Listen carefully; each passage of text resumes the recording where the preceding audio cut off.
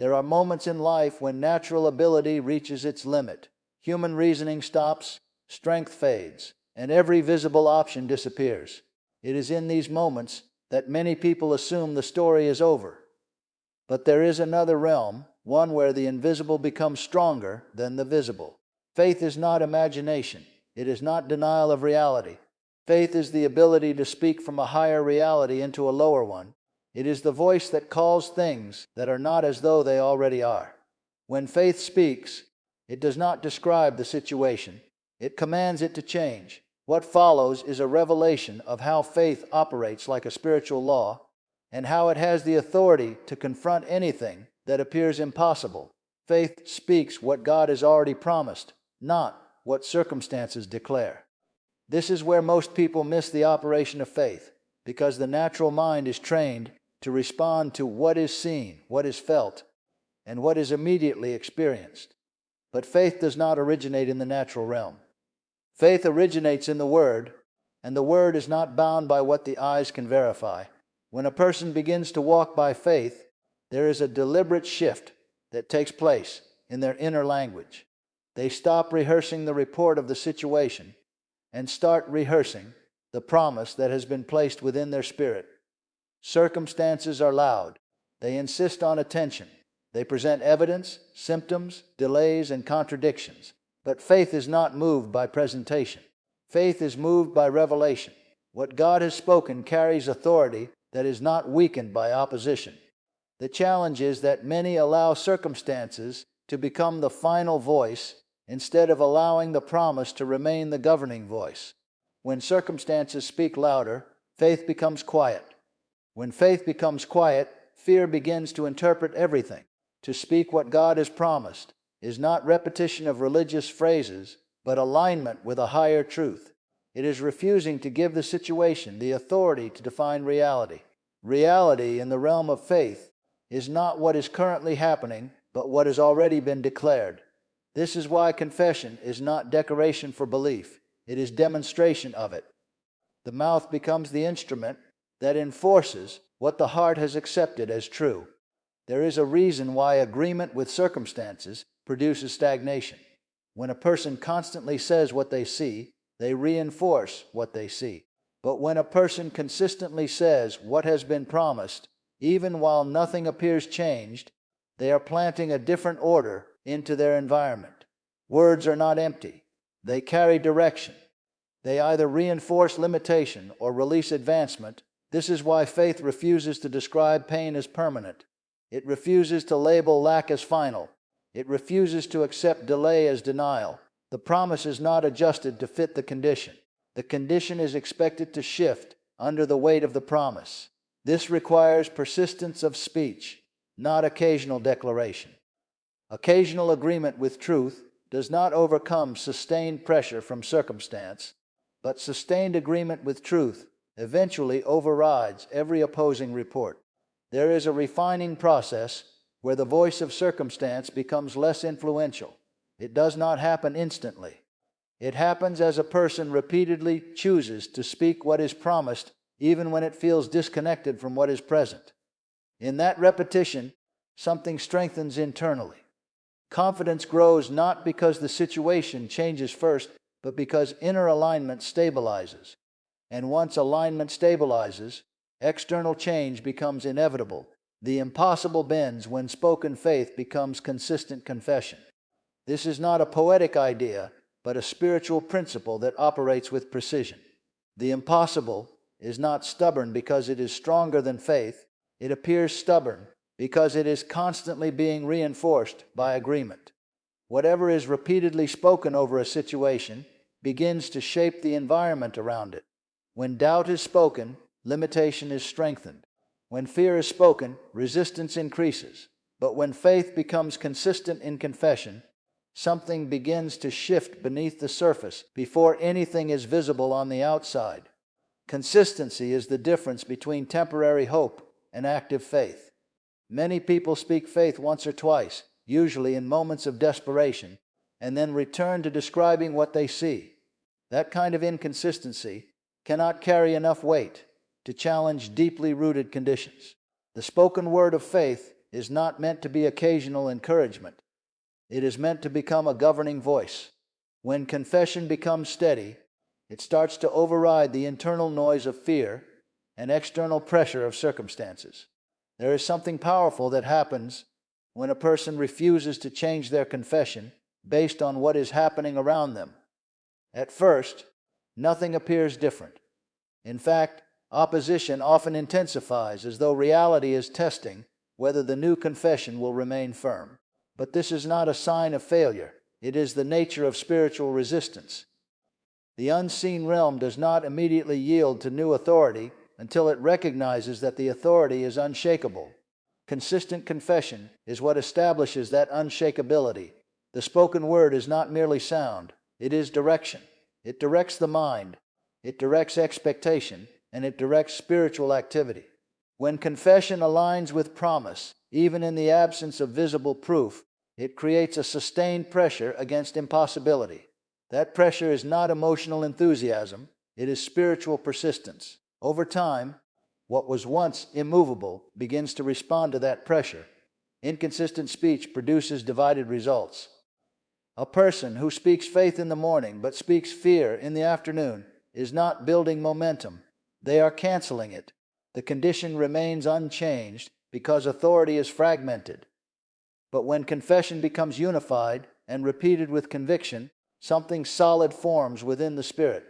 That solidity becomes resistance against discouragement, delay, and contradiction. The impossible does not collapse in a single moment because it was not established in a single moment. It is built over time through repeated agreement with limitation. Therefore, it is dismantled over time through repeated agreement with promise. Each confession of faith is not just a statement. It is a strike against the structure of impossibility. Each repetition weakens the hold of contradiction. Eventually, there comes a point where consistent confession begins to change perception. What once looked permanent begins to look temporary. What once felt immovable begins to feel subject to change. The outer situation may still appear the same, but inner certainty grows stronger. That inner certainty becomes the foundation from which action is taken, decisions are made, and endurance is maintained without collapse under pressure. Faith does not negotiate with fear, it replaces it. Fear always presents itself as a voice of protection, but in reality it is a voice of limitation. It speaks in urgency, it speaks in worst-case scenarios, and it constantly demands agreement. Fear does not need permission to enter the mind, but it does require permission to remain influential. The moment a person begins to give attention and agreement to fear, it starts building a structure of expectation around failure, delay, or loss. That structure becomes heavy, and over time it feels like reality itself. Faith operates in a completely different manner. It does not sit down with fear to debate outcomes. It does not try to find a compromise between hope and anxiety. Faith is not an adjustment of fear. It is the removal of fear's authority. When faith rises, it does not ask fear to cooperate. It simply takes over the space that fear was occupying. This is why the development of faith is not about learning to manage fear better, but about learning to shift allegiance completely. There is an internal conflict that takes place in every situation of uncertainty. Fear attempts to interpret the situation through natural limitation, while faith interprets the same situation through unseen promise. Both voices cannot lead at the same time. One will always dominate the direction of thought, speech, and expectation.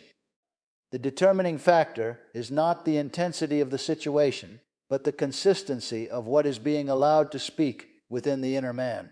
Fear gains strength through repetition. Every time fear is spoken, imagined, or mentally rehearsed, it becomes more convincing. It does not require truth to grow, it only requires attention. Faith, however, also grows through repetition, but it requires alignment with truth. When a person repeatedly declares what has been promised instead of what is feared, they begin to weaken the emotional authority of fear. The more faith is expressed, the less room fear has to dominate perception. This is why fear feels louder at the beginning of change. When a person begins to shift toward faith, fear reacts by intensifying its voice. It attempts to reclaim influence by increasing pressure. But this pressure is not a sign of dominance. It is a reaction to being displaced. Faith does not need to shout over fear.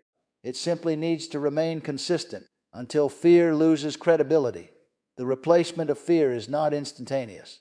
It is a process of internal repositioning. At first, fear may still attempt to speak through memories, possibilities, and emotions. But as faith becomes more established, those voices lose authority. What once caused immediate anxiety begins to lose its emotional grip. The same thoughts may appear, but they no longer control direction. Faith changes the posture of expectation.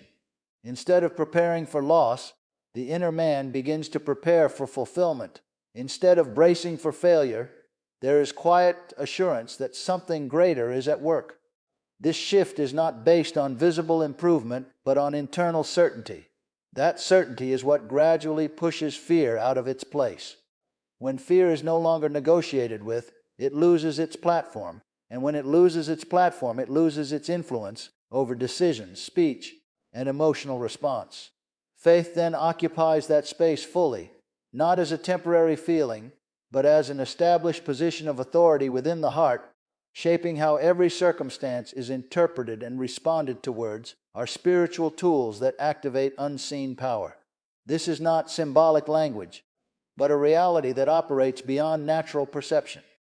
In the natural world, words are often treated as simple expressions of thought, but in the spiritual realm, words function as instruments that release direction, influence, and movement. What is spoken is never neutral.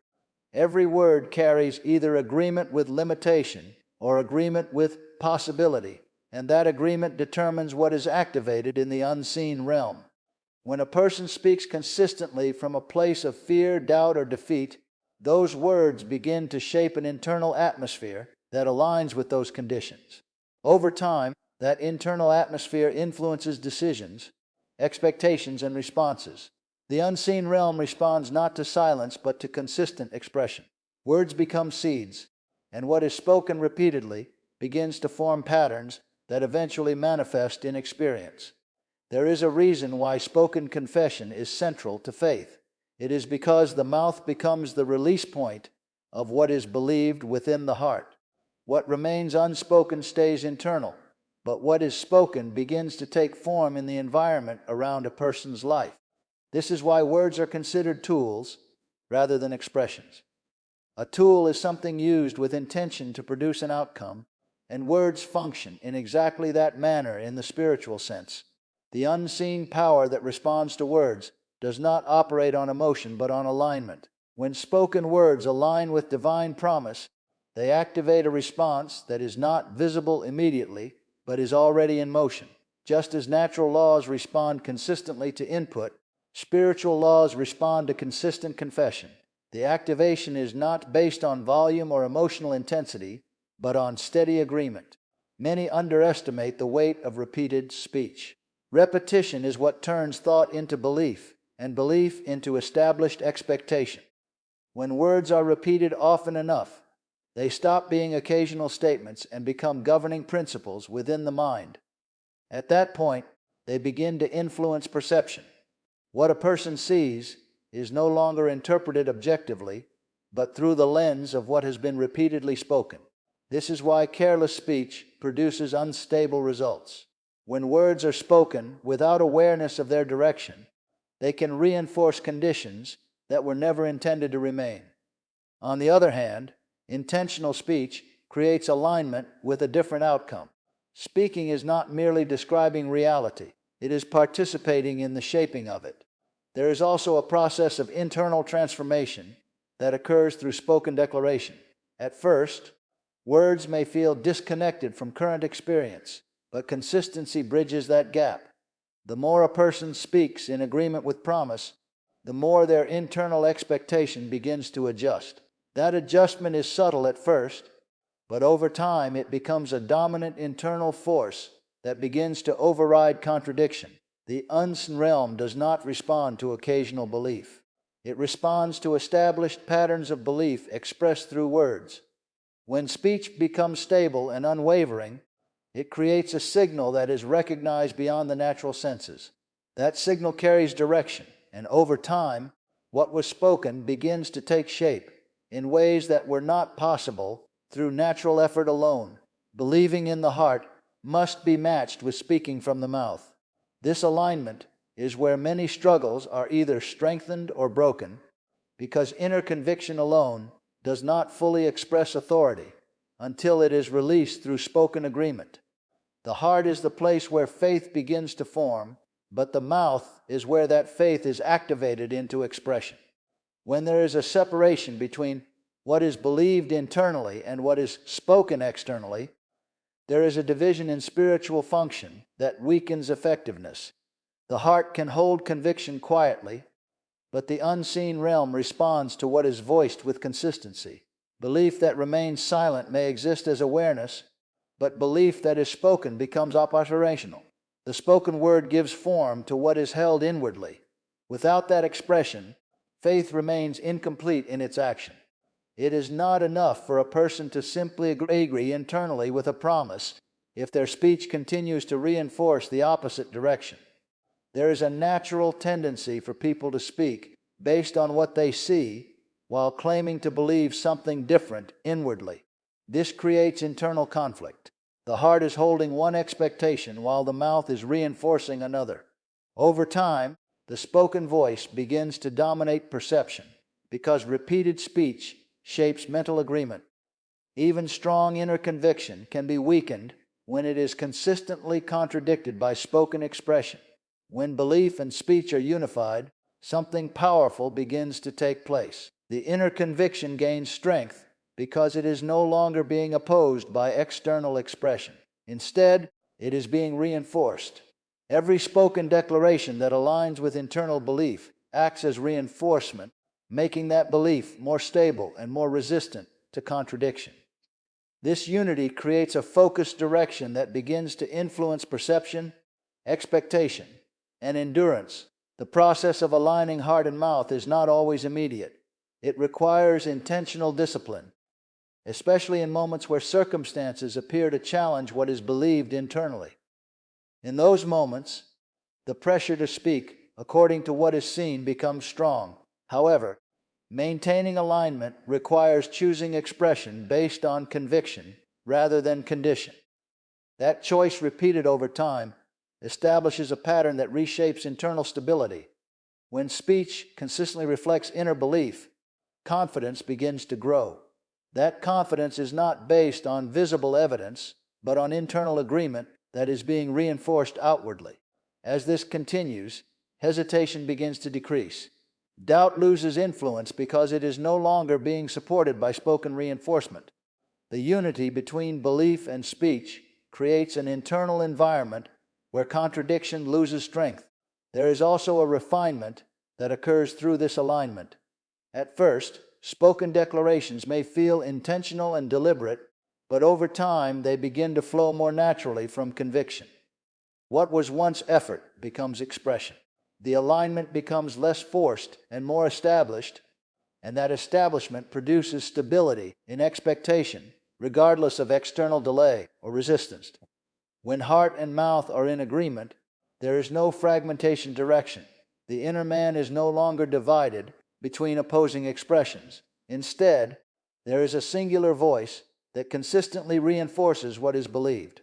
That singularity of expression strengthens endurance, stabilizes expectation, and shapes perception in a way that allows conviction to remain steady, even in the presence of contradiction. Delay does not deny faith. It refines persistence in belief. This is one of the most misunderstood dimensions of spiritual endurance because delay often appears to be a contradiction to what has been believed and spoken. When expected change does not manifest quickly, the natural mind begins to interpret the gap as failure or rejection. But delay is not the cancellation of promise. It is the environment in which the strength of conviction is tested, stabilized, and matured. Faith is not measured by how quickly results appear, but by how consistently belief remains intact during absence of visible confirmation. If everything responded immediately to confession, there would be no opportunity for endurance to develop. Delay introduces pressure, and that pressure exposes whether belief is surface level or deeply rooted. It is in that space between declaration and manifestation that persistence is either strengthened or abandoned. Many assume that delay means something is wrong with their faith, but delay often reveals the depth of it. When there is no immediate evidence, the only thing sustaining expectation is internal conviction. That conviction must learn to stand without external reinforcement. If belief collapses under waiting, it was never fully stabilized in the first place. But when belief continues despite time passing without change, it begins to mature into something stronger than emotional enthusiasm. Put in belief is not passive waiting, it is active endurance. It is the refusal to allow time to redefine what has already been established inwardly. Every passing moment in delay becomes a space where doubt attempts to rewrite expectation. Yet persistence holds its ground by continually returning to what has been spoken and believed, regardless of how long the silence lasts. There is a refining process that occurs during waiting. Initial expectation is often emotional and urgent, but prolonged delay shifts belief into a more stable form. The urgency of immediate fulfillment is replaced with a deeper assurance that what has been established inwardly is not dependent on timing. This transformation is not visible outwardly at first, but internally it creates resilience. Delay also separates surface agreement from genuine conviction. Many can speak confidently when circumstances are neutral or supportive, but sustained waiting reveals whether that confidence is dependent on conditions or anchored in something deeper.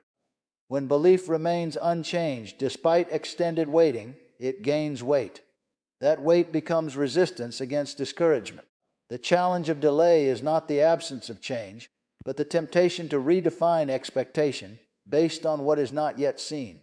That temptation is persistent, but persistence in belief is stronger when it is repeatedly renewed through internal agreement with what has been declared. Each moment of continued belief during waiting reinforces stability. Over time, delay loses its emotional authority. What once felt like stagnation begins to feel like preparation. The internal posture shifts from impatience to steadiness. Expectation is no longer fragile or easily influenced by passing circumstances. Instead, it becomes anchored in continuity, unaffected by how long the visible result takes to appear. Victory is released when faith refuses to accept natural limitations. This is the point where faith moves beyond agreement and enters authority. Natural limitations are everything that presents itself as final, based on physical evidence, human reasoning, past experience, or visible restriction. These limitations always attempt to define what is possible and what is not possible. They speak in terms of boundaries, conditions, and fixed outcomes. But faith does not originate inside those boundaries, and therefore it is not obligated to accept them as final. When faith begins to operate at its true level, it no longer interprets life through the narrow frame of what is currently seen. Instead, it functions from a higher certainty that what appears fixed is not ultimate. Natural limitation always tries to establish itself as the final voice, but faith recognizes that what is seen is subject to change when a higher law is activated. Refusal to accept limitation is not denial of reality. It is recognition that reality is not complete until it aligns with what has been spoken and believed. There is a moment in every situation where agreement must be chosen. Either a person agrees with limitation and accepts it as final, or they agree with promise and hold expectation beyond what is visible. That agreement determines direction.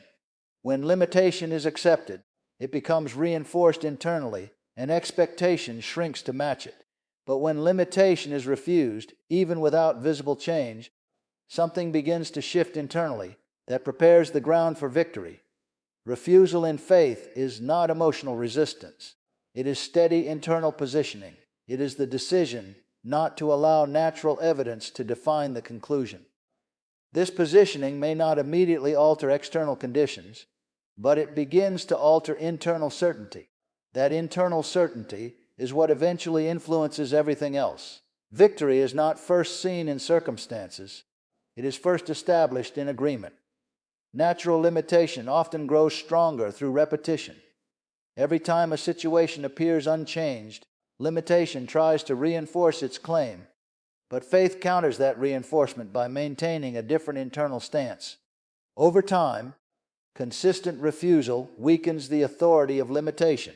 What once felt permanent begins to lose its emotional weight, even before any visible shift occurs. There is also a transformation in perception that happens when limitation is no longer accepted as final. The same situation is seen differently. What once looked closed begins to appear open to change. What once felt impossible begins to feel subject to possibility. This change in perception is not imagination. It is the result of internal alignment, shifting away from limitation and toward promise. Victory is not merely the absence of struggle, but the establishment of internal authority over what once dictated outcome. When faith refuses limitation consistently, it creates a condition where external circumstances eventually must respond. The refusal is not loud, but it is firm. It does not fluctuate based on delay or pressure. It remains steady, even when everything around it suggests otherwise. The spoken word of faith is not just expression, it is enforcement of spiritual alignment. When a person speaks in agreement with what is believed in the heart and what is promised in the unseen, those words become more than communication. They become a force that presses against contradiction and establishes direction in the spiritual realm. Faith does not remain silent and passive. It releases itself through speech, and that speech carries weight beyond natural understanding. Every spoken word is an act of agreement with something. Either it agrees with limitation or it agrees with promise. There is no neutral ground. When words consistently align with fear, lack, or defeat, they reinforce those conditions internally and externally. But when words consistently align with faith, even in the absence of visible confirmation, they begin to build a different structure of expectation that gradually overrides contradiction. The spoken word of faith functions as enforcement because it refuses to allow contradiction to remain unchallenged. It does not merely acknowledge what is promised. It declares it as active reality even before it is visible. This declaration is not emotional optimism, but intentional alignment with a higher truth. That alignment becomes a constant signal that influences perception, endurance, and expectation. There is a progressive strengthening that occurs through continued confession. At first, spoken faith may feel like a deliberate act of discipline, especially when circumstances do not reflect what is being declared. But as that confession continues, it begins to shape internal conviction. What was once spoken by effort gradually becomes spoken from established belief. That transition is important because enforcement becomes stronger when speech flows from conviction rather than struggle. Words carry direction, and direction determines outcome over time. When faith-filled speech is maintained, it creates consistency and internal focus. That consistency prevents the mind from being pulled in multiple directions by changing circumstances. Instead of reacting to every fluctuation, the spoken word of faith holds the inner man steady in one direction. That steadiness becomes the foundation for endurance under pressure. Enforcement through speech also reshapes the internal atmosphere. What a person repeatedly declares begins to influence how they interpret delay, opposition, or silence. Instead of interpreting these as final outcomes, they begin to see them as temporary conditions that do not override what has been established in belief. That shift in interpretation is not automatic. It develops through sustained spoken agreement with truth. The unseen realm responds to established patterns of speech, not occasional declarations. When words of faith are consistent, they form a pattern that signals stability of belief. That stability carries authority because it is not dependent on visible reinforcement. Even when external evidence remains unchanged, the internal declaration continues to operate as enforcement of expectation. Over time, spoken faith becomes less about effort and more about identity. It is no longer something done occasionally, but something that naturally flows from established conviction. At that point, speech becomes a continuous expression of what is already held within, and that continuity reinforces everything that is being formed beneath the surface. When the message is brought together, one central truth stands above everything else. Faith is not passive belief, but active authority expressed through consistent alignment with what is promised rather than what is seen. Every part of the process reveals that faith operates in a different order than natural thinking. It does not submit to circumstances, it does not accept limitation as final, and it does not allow delay, fear, or contradiction to redefine what has already been established inwardly. The journey of faith shows that what is spoken, what is believed, and what is consistently held in expectation eventually shapes direction. Nothing in the natural realm is fixed when it is confronted by sustained spiritual conviction. Circumstances may resist, time may stretch, and appearances may contradict, but none of these have the authority to cancel what has been firmly established in agreement with truth. Faith grows stronger in consistency, not convenience. It is refined in waiting, strengthened in opposition, and stabilized through repeated confession. Fear loses its voice when it is no longer agreed with. Limitation loses its influence when it is no longer accepted. Delay loses its pressure when it is no longer allowed to redefine expectation. In every stage, what remains constant is the inner alignment between belief and spoken declaration. Ultimately, faith becomes a settled position within the spirit, where contradiction no longer has governing power. What is promised becomes more real internally than what is visible externally. From that place of settled conviction, speech, perception, and endurance all begin to align in one direction. And in that alignment, what once appeared impossible is no longer viewed as unreachable, but as something subject to change under a higher law that never fails to respond to consistent faith.